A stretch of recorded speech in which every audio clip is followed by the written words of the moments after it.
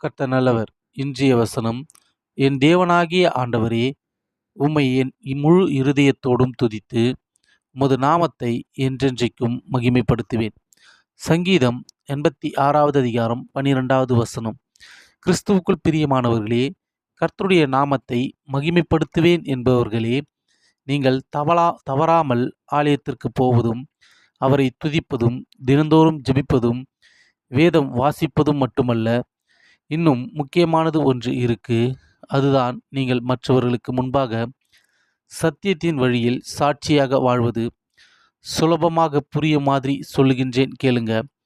உங்களை பார்த்து மற்றவர்கள், அவர் கிறிஸ்தவர், தவறான செயல்கள் எதுவும் செய்ய மாட்டார் என்று மற்றவர்கள் உங்களை பார்த்து சொல்லும் அளவிற்கு நீங்கள் வாழ்ந்தாலே அவருடைய நாமத்தை மிக மிக அதிகமாக மகிமைப்படுத்துவதாகும். சுவிசேஷம் அன்பின் வழியாக